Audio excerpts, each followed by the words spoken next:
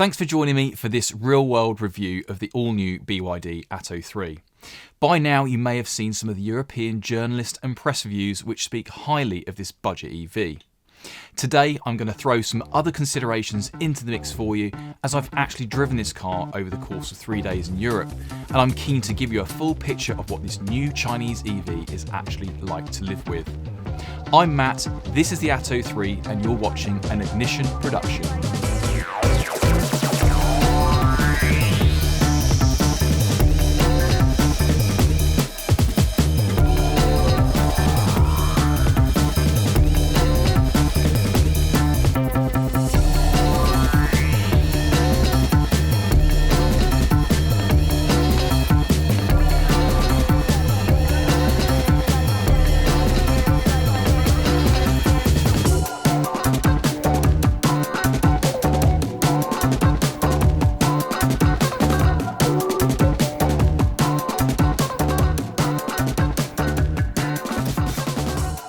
So let me start by saying I recently drove the Atto 3 whilst working on a European project with some colleagues out of the Brussels office. The vehicle we had on test was actually the equivalent to the design model that we'll see here in the UK later this year. Over the 3 days I spent a number of hours behind the wheel driving in the Netherlands and through Belgium, comparing it to other big battery EVs. So here are my 5 positives and considerations of the Atto 3 and my experience driving the car. Number 1, price. Our car on test was €38,000, which coincidentally will be £38,000 in the UK. There is no arguing that the Atto 3 represents very good value for money for the amount of standard kit the car receives. From the array of ADAS equipment, including lane keeping assist, blind spot cameras, automatic distance controlling cruise control, and so much more. In fact, the Atto 3 has just received 5 stars in the European NCAP ratings, which means it's a great family car and certainly is in the ring with some of the existing big names in this sector. Point to note though, BYD might seem like a new name, when actually they're not. They've been in existence for nearly 30 years and they are big technology frontrunners. To bring that into perspective, their auto division alone sold nearly 1.9 million cars globally in 2022. Powertrain. This is an area BYD claim to have a unique proposition. They have developed what they are calling blade technology, and in short they are using LFP battery chemistry with packs that run in blade-like series, as the name suggests. So BYD says that this will help with efficiency, packaging and thermal management. LFP chemistry is not new in the car world. However, where BYD have an upper hand is the combination of the reliable, charge-friendly battery and the neat low-down housing of the power, which in turn helps with keeping the centre of gravity as low as possible too. Now in the real world, the powertrain is one of the areas I personally had a few issues with whilst driving the Build Your Dreams. Firstly, the Atto 3 is capable of accepting 88 kilowatts DC charge, resulting in a quick 30 to 80% top up in just 29 minutes. Which sounds very attractive, however the car on test would not charge via CCS. Now there are a number of contributing factors that can influence CCS charging issues, weather being one of them, and we saw some epic changes in weather during our time driving. We had snow, ice, rain and glorious sunshine, all of which can influence the battery state and how much power it can take.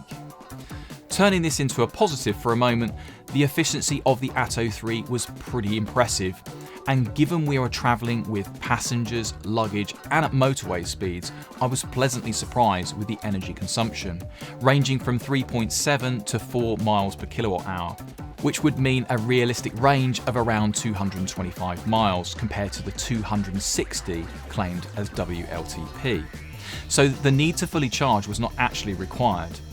In the end, a 22 kilowatt AC delivering a constant 11 kilowatts to the Atto 3 did do a valiant job of putting enough charge and miles back into the car relatively quickly. Now in terms of a driving experience, the Atto 3 is not a car that claims to have huge power and face-changing torque.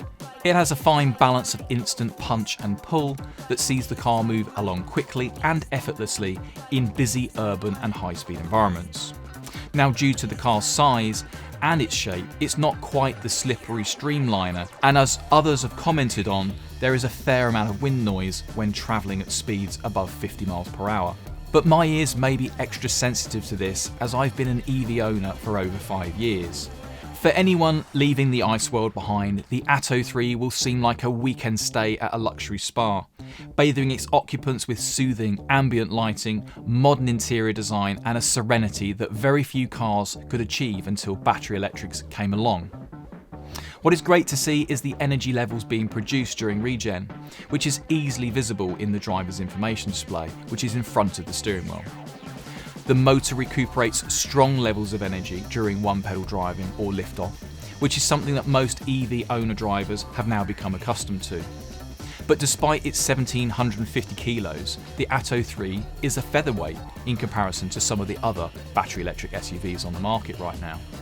Another reason for the Atto being so efficient. 3. Quality. Now, I spent a fair amount of time in the Atto 3, and unlike some of the other reviews that you may have seen or come across, I drove the car in fair weather, snow, rain and good old-fashioned European chaotic road conditions. At first glance, the car looks interesting. The designers of the interior in particular have thrown the kitchen sink at features, with a uniqueness to the design language that will certainly have you and your passengers touching, poking and playing with all of the buttons, materials and finishes. And at this price point, you really are paying for the powertrain and the battery tech, but it's good to see that there are still some soft touch materials in the car. The HVAC vents and controls have a solid feel that would suggest they will last the test of time. Plus, they have an almost Range Rover design that means a driver wearing gloves could still operate the vents. In the rear of the car, there is plenty of space for 3 adults, as the bench seat is wide and unobstructed without large bolsters and sporty design touches. It means passengers can slide from one side of the seat to another when getting in the car, which is particularly useful when picking up passengers from the side of a busy road. Overall, I like the BYD ambition of creating a unique interior. However, if you look closely, it would appear there are elements of other automaker designs, which results in an interior that feels like a different car to the exterior. It's clear to see the Tesla influence inside, but that is along with VW ID designs, Mini, Hyundai, Kia and Citroën Flair too. There's even elastic bands to hold things in the doors that double up as strings of a guitar. An eclectic mix of materials, components and design that certainly stands out against the competition. So let us know what you think of the interior design in the comments below.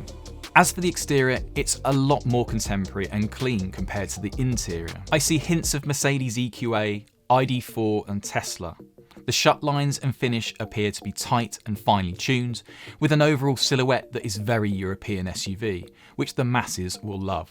If you open the bonnet, you'll note the absence of a front storage, but to compensate, what the Atto 3 does have in its favour is a large boot with multi-tier load compartment, plus room underneath the floor to stow cables. 4. Image. Often buying decisions are based on value, equipment levels and customer support, all of which BYD can deliver on. I even think that potential buyers will look past the Build Your Dreams brand name and buy into the company mission of helping to lower carbon emissions and reduce global warming. The question I posed to colleagues whilst travelling in the Atto 3 was, do you think buyers of this car would be impressed enough to return back to BYD in the next 3 to 5 years after owning this vehicle? I think the EV market is possibly uncertain and volatile, so just look at Tesla and even their most ardent fans may question returning to them after what they've been up to recently.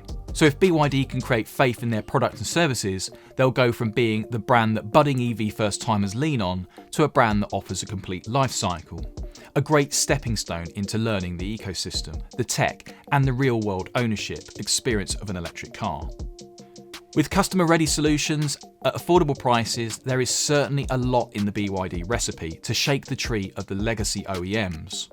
UK automotive group Pendragon has signed up as franchise representatives of BYD, being the first group to say yes to Build Your Dreams in the busy UK automotive sector. 5. Connectivity. This is an area that is very strong within BYD. They create a lot of electronics and equipment in-house, and for example, they don't suffer the global problem of capacitor supply like other OEMs. So back to the interior, the Tesla-looking 15.6-inch display is the talking point of the Atto 3. In fact, the system functionality and features are close to how Tesla build their system. The way the touchscreen works, the apps and the information presented is so similar. Where they have a possible USP is with the screen rotation, which can be activated from the steering wheel, touchscreen itself, or voice control. Whilst it initially might appear a bit of a gimmick, I actually found myself using it when I was travelling on the motorways that connect the Netherlands and Belgium. When roads are long and you want to see an extended view of the sat-nav or road ahead, the portrait mode works really well, and BYD's Connected Services app is also a great asset, allowing all of the usual features to be accessed remotely, including preconditioning and so on. But coming back to the BYD Assistant, I think there's still some refinement to come with the AI. It doesn't quite yet have the ability to recognise the colloquialisms like some of the other brands offer. For example, in BMW, Mercedes and Polestar, you can say things like, "I'm feeling cold," and the car would turn on the HVAC. The lack of Android Auto and Apple CarPlay at the start of sale isn't ideal either. However, BYD say it's coming as an over-the-air update later this year. As a Tesla owner, I'm used to not having third-party connectivity, but that's because Tesla have made a pretty good job of keeping things in their ecosystem, a bit like Apple with their software. So I don't think it's the end of the world for BYD to not have Apple or Android, but it will definitely be a bone of contention for some. So let me round this up for you. Do I think the Atto 3 is a good alternative EV, and would I recommend one? Well, I think it should definitely be on the shortlist. It has price, value and equipment ratios in its favour. Over the last few minutes I've offered a balanced overview of the car, and I've spent a fair amount of time in it. It is clear there are still some areas of improvement which are likely to come as over-the-air updates and midpoint upgrades. And we were driving an early car, so that's a consideration too. There's no doubt that BYD will disrupt the market with this well-priced alternative, but I do think it will be a huge sales success. Well, at £38,000, what else can compete? Let us know what you think in the comments. One thing is for sure, at 38k, I think they may well tempt buyers away from PHEVs if an affordable company car or family car is required, but only time will tell. So thank you for watching, don't forget to follow us, subscribe for more and ask any questions in the comments. We'll see you again very soon, and thanks for watching this video.